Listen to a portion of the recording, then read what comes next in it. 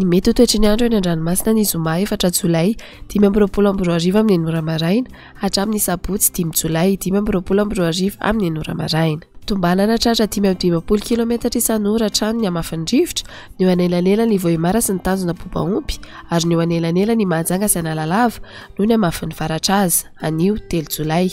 Mandeha fampitandremana miloko mena amin'ny hafan'ny-rivotra ny eo anelanelan'ny Vohimara sy ny tanjona Bobaompy ary ny eo anelanela ny Mahajanga sy Analalava. Etsy andanin'izay ahirany koa ny ranomasina no ny alondrano avy atsimo Antsinanana.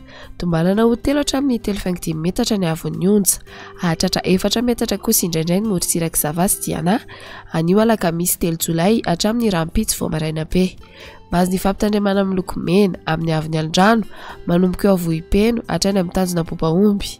Entana ny rehetra anaraka tsy tapaka ny toromarika atolotry ny tompon'andraikitra eny ifotony. Ho an'ny morontsiraka Antsinanana tanjona Bobaompy hatrany amin'ny tanjona Angotsy anorana malefaka miatoato avy atsimo Antsinanana ny rivotra ka ho 30 hatramin'ny 40 km isan'ora. Hahatratra 570 km isan'ora indraindray any amin'ny tapany avaratra.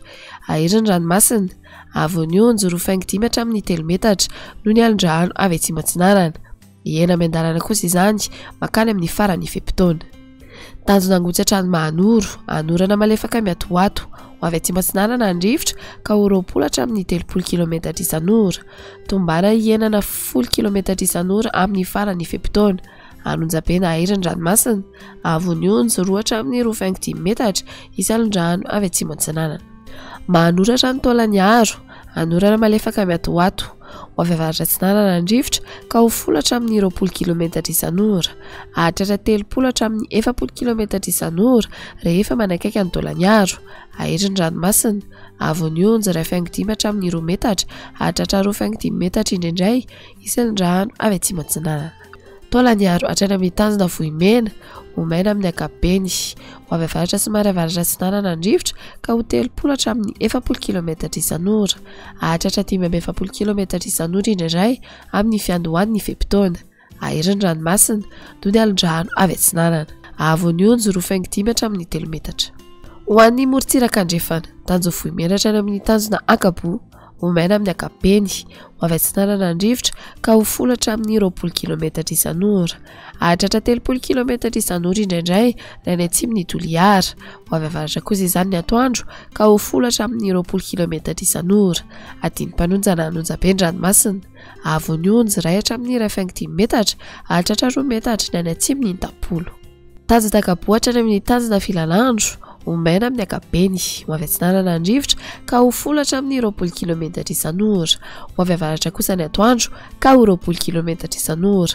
Adiny mpanonjana anonjaben'ny ranomasina havon'ny onja 1 hatramin'ny 5 metatra. Tanjona Filanandro hatrany Analalava Andrahoana vitsy ho avy atsimo Antsinanana ny rivotra ka ho 30 hatramin'ny 40 km isan'ora. Hahatratra 540 km isan'ora indraindray ny eo anelanela ny Mahajanga sy Analalava ny maraina. Adiny mpanonjana anonjaben'ny ranomasina havon'ny onja 5 hatramin'ny 2 metatra hahatratra 5 metatra ny any avaratra i Mahajanga.